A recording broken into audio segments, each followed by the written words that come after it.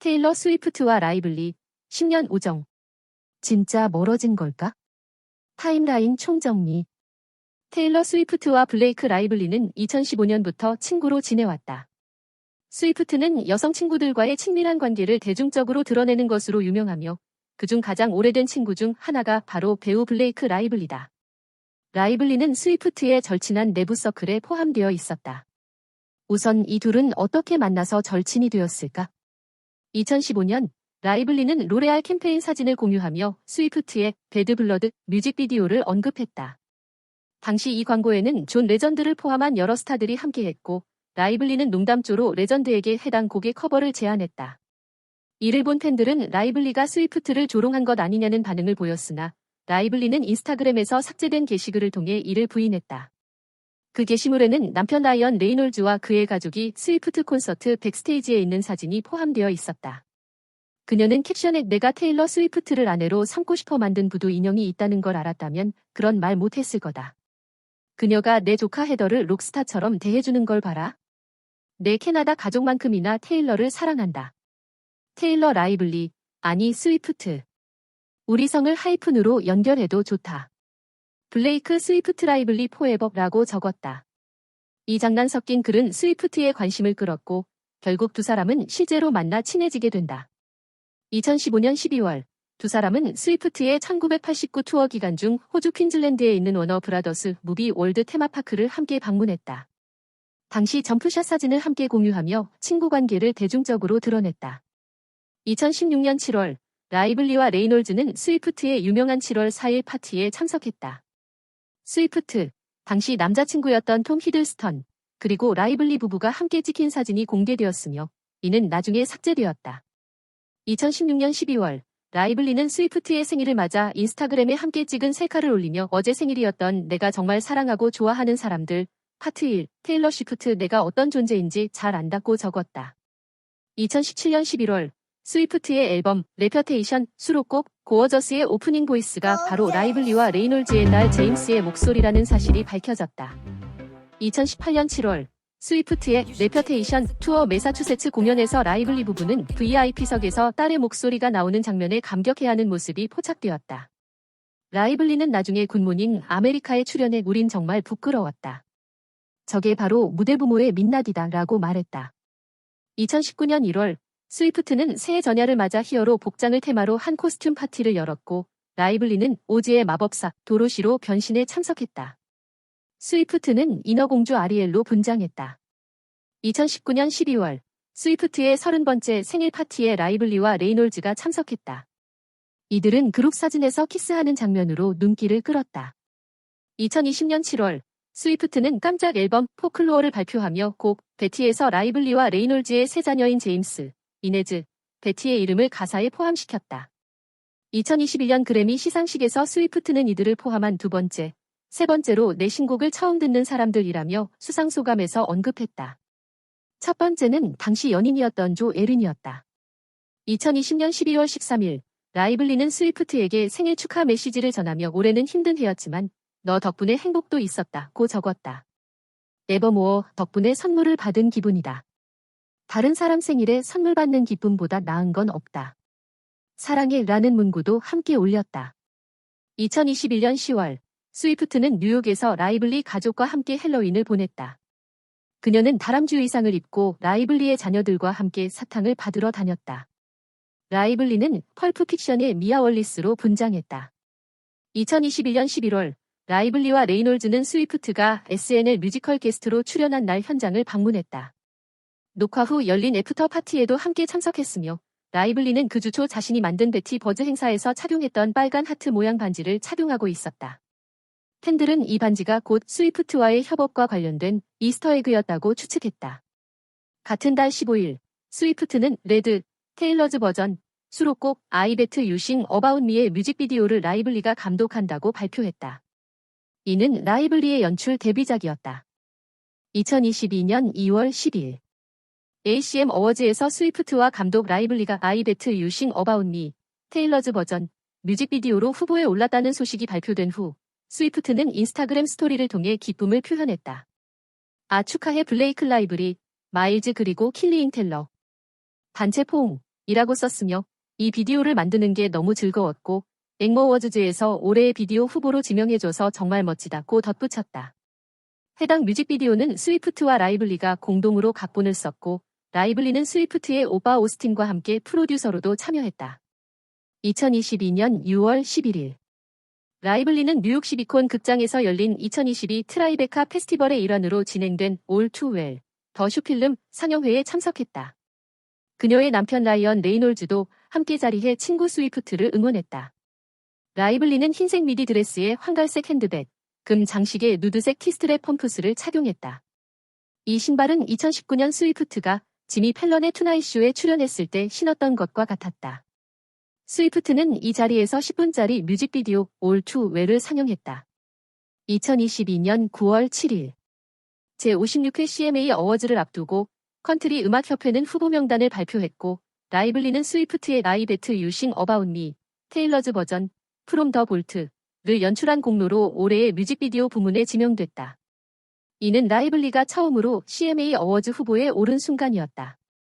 2022년 9월 17일 라이블리는 제10회 포브스 파워 오먼 서밋의 레드카펫에서 넷째 아이 임신 사실을 공개했다. 이후 인스타그램에 스위프트와 함께 수영복을 입은 사진도 공유했다. 그녀의 절친인 스위프트는 이미 몇 달 전부터 이 사실을 알고 있었던 것으로 보인다. 라이블리는 핑크색 비키니를 입고 스위프트와 포옹한 사진을 포함해 여러 장의 임신 사진을 올렸다. 스위프트는 줄무늬 반바지, 민소매 상의, 레이벤 선글라스를 착용한 캐주얼한 차림이었다. 2022년 11월 7일 영화 스피리티드 홍보를 위해 뉴욕에서 인터뷰에 응한 레이놀즈는 스위프트가 데드풀 3분에 출연할 것이냐는 질문에 아니지만 물론 환영한다. 그 여성을 위해서라면 뭐든지 할 수 있다. 그녀는 천재다라고 말했다. 그는 우리 가족 모두가 스위프트와 그녀의 앨범 미드나이츠에 푹 빠져 있다고 밝혔다. 진심이다. 나도, 블레이크도, 우리 딸들도 다 좋아한다. 완전 푹 빠졌다고 덧붙였다. Of course. Are you kidding me? I would do anything for that woman. She's a genius. She is indeed. Are you bumping to Midnights Oh my 24/7? God, yes, all of us, whole house. I'm not kidding. I love it so much. So good. I do. Blake does. My daughters, we love it. 2022년 11월 20일 AMAS에서 페이브리트 팝 앨범을 수상한 스위프트는 수상 소감 중 라이블리를 언급했다. I Bet You Sing About Me 뮤직비디오를 연출한 나의 아름답고 똑똑한 친구이자 감독인 블레이크 라이블리에게 감사 인사를 전하고 싶다고 말했다. I want to take a moment to thank someone who directed the other music video, I Bet You Think About Me, my beautiful, brilliant friend, my director, Blake Lively. 2023년 4월 20일 오랜 연인이었던 조 아린과의 결별 소식 이후 스위프트는 블레이크 라이블리, 하임 자매, 지지 하디드 등과 함께 뉴욕에서 여자들끼리의 밤을 보냈다. 이후 스위프트의 오빠 오스틴, 라이블리의 남편 레이놀즈, 하임 자매는 아린의 SNS 팔로우를 끄는 것으로 전해졌다. 2023년 5월 12일 필라델피아에서 열린 스위프트의 에라스 투어에 라이블리는 딸 제임스와 이네즈를 데리고 참석했다. 스위프트는 공연 중 포클로어에 등장하는 캐릭터 이름을 라이블리의 자녀들에서 따왔다고 언급했으며 All Too Well을 부르며 아이들에게 인사하는 모습도 포착됐다. 공연이 끝난 후에는 제임스와 손을 잡고 경기장을 나섰다. 2023년 9월 16일 두 사람은 뉴욕의 제로본드 레스토랑에서 저녁 식사를 하는 모습이 포착됐다. 라이블리는 트위드 미니스커트와 데님 셔츠를, 스위프트는 검정색 가디건과 회색 플리츠 스커트를 입었다. 9월 동안 두 사람은 여러 번 여자들끼리 저녁 식사를 함께한 것으로 알려졌다. 2023년 9월 30일에는 소피 터너, 브리트니 마홈스 등 더 큰 그룹과 저녁 식사를 했다. 스위프트는 NFL 선수 트래비스 켈시와의 열애 이후 브리트니 마홈스와도 가까워졌다. 이들은 뉴욕 제츠와 캔자스시티 치프스의 경기를 하루 앞두고 이탈리안 레스토랑 에밀리오스 발라토에서 만났다. 스위프트는 터너, 라이블리, 언니 로빈과 함께 도착했으며 이들은 뒷방에서 4시간 넘게 머물렀다. 브리트니는 새벽 1시까지, 스위프트는 1시 30분경 자리를 떠났다. 2023년 10월 1일 치프스 경기에서 스위프트는 켈시를 응원하며 친구들과 함께 모습을 드러냈다. 라이블리와 라이언 레이놀즈도 함께였으며 매트라이프 스타디움 VIP 박스에서 경기를 관람했다. NFL 공식 X 계정이 공유한 영상에서 세 사람은 웃으며 이야기를 나눴고 스위프트는 농담처럼 선수 동작을 흉내내는 모습도 포착됐다. 이 자리에는 휴 잭맨도 동행했다. 2023년 12월 초 라이블리와 스위프트는 비욘세의 르네상스 영화 시사회에 함께 참석했다. 라이블리는 두 사람이 멋지게 차려입은 사진을 공유했다. 이후 스위프트의 생일 파티에도 라이블리는 함께했고 그날의 사진을 올리며 실제로 보면 더 대단한 사람이다. 생일 축하해. 단 하나뿐인 너에게라고 적었다. 2024년 2월 11일 테일러 스위프트는 2024 슈퍼볼에 블레이크 라이블리를 동행했다. 스위프트는 캐시를 응원하며 가장 가까운 친구들과 함께했으며 그중에는 라이블리도 있었다. 라이블리는 곱슬머리에 빨간 트랙수트를 입고 경기장에 도착했고 스위프트는 올블랙 의상에 어깨에 빨간 재킷을 걸친 모습이었다. 2024년 5월 16일 스위프트의 포클로어 앨범 수록곡 마이 티어즈 리커쉐이가 영화 이트 엔드즈 위드 어스의 프로모션 트레일러에 사용됐다. 이 곡은 이후 영화 본편에도 수록됐다. 2024년 5월 19일 저스틴 발도니는 영화의 총괄 프로듀서인 라이블리가 곡 삽입을 주도했다고 암시했다. 그는 헐리우드 리포터와의 인터뷰에서 전적으로 블레이크 덕분이다. 나는 아무런 공이 없다고 No 밝혔다. credit for that. I take no credit for that. I'm sure that was all Blake. 2024년 7월 25일 스위프트는 영화 데드풀 vs. 울버린을 홍보하며 라이블리와 라이언 레이놀즈의 자녀들의 대모임을 사실상 인정했다. 2024년 7월 26일 라이블리는 스위프트의 SNS 글을 공유하며 레이놀즈를 지지해준 데 대해 감사를 표했다.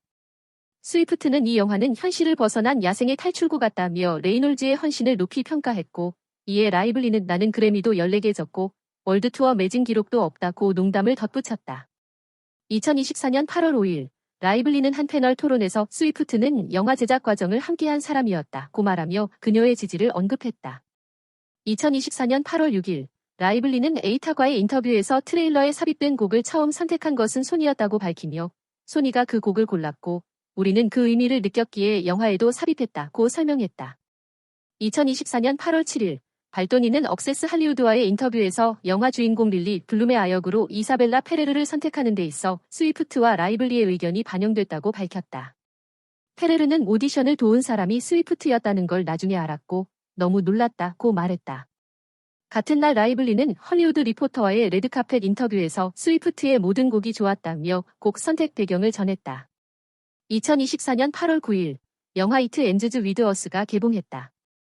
2024년 8월 12일 라이블리는 CBS 모어닝즈와의 인터뷰에서 다시 한번 스위프트가 제작 전반에 함께했다고 언급했다. 2024년 8월 24일 스위프트는 유럽 투어를 마치고 라이블리, 레이놀즈와 함께 로드 아일랜드에서 시간을 보냈다.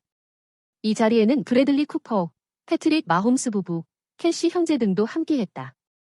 2024년 10월 중순 스위프트와 켈시는 소호이 한 식당에서 라이블리, 레이놀즈와 함께 저녁을 먹었다. 10월 25일 스위프트의 뉴올리언스 콘서트에 라이블리와 레이놀즈가 참석했다. 2024년 11월 13일 레이놀즈는 스위프트가 자녀들의 대모임을 인정하며 그녀의 언급만으로도 박스오피스에 영향을 줄 수 있다고 말했다. 2024년 12월 21일 TMZ는 라이블리가 발도니를 성희롱 혐의로 고소했다고 보도했다. 뉴욕타임스는 해당 고소 내용을 단독 보도했다. 2024년 12월 31일 라이블리는 뉴욕에서 정식으로 소송을 제기했고 발도니는 타임스를 상대로 역소송을 제기했다. 2025년 1월 어스 위클리는 두 사람이 여전히 친한 친구라고 전했으며 피플 역시 갈등은 없다고 보도했다. 2025년 1월 16일 발도니는 라이블리와 레이놀즈를 상대로 4억 달러 손해배상 소송을 제기했다. 그의 소장에는 유명 연예인 친구가 영화의 한 장면에 대해 영향력을 행사했다는 내용이 포함됐다. 이 인물은 테일러라는 이름으로 언급됐고 대중은 이를 스위프트로 추정했다. 2025년 1월 31일 발도니는 소니 임원에게 라이블리가 스위프트의 곡 사용을 철회할 수 있다고 위협했다는 주장을 했다. 이에 대해 라이블리 측은 강력히 부인했다. 2025년 2월 9일 지난해와 달리 스위프트는 라이블리와 슈퍼볼에 동행하지 않았다. 2025년 2월 14일 발도니의 변호사 브라이언 프리드먼은 스위프트 측과의 통화를 주장하며 양측 변호사 간 대화를 언급했다. 2025년 4월 28일 페이지 6는 켈시가 인스타그램에서 레이놀즈를 언팔로우했으며 그 이유는 이트 엔드즈 위드 어스 논란 때문이라고 전했다. 2025년 5월 9일 TMZ는 발도니 측이 스위프트에게 증언을 요구하는 소환장을 보냈다고 보도했다. 이에 대해 스위프트 측은 스위프트는 영화 제작에 아무런 관여를 하지 않았으며 곡 하나를 라이선스한 것뿐이라며 강하게 반발했다. 2025년 5월 12에서 13일 스위프트의 법률 대리인인 베너블은 발도니 측에 추가 소환장을 기각해달라고 법원에 요청했다. 2025년 5월 14에서 15일 프리드먼은 법원에 보낸 편지에서 스위프트가 라이블리를 지지하는 입장을 표명하지 않으면 사적인 문자들이 공개될 것이라는 협박이 있었다는 제보를 받았다고 주장했다. 라이블리 측은 이를 전면 부인하며 사실무근이고 완전히 터무니없는 주장이라고 반박했다. 프리드먼은 이후 선서 진술서를 제출했으나 법원은 이를 부적절하고 관련 없는 내용이라며 기각했다. 10년 넘게 이어진 테일러 스위프트와 블레이크 라이블리의 우정, 정말 멀어진 걸까? 아니면 더 단단해진 걸까? 여러분의 생각을 댓글로 남겨주세요. 제 영상이 도움이 되셨다면 구독과 좋아요, 알림 설정 눌러주세요.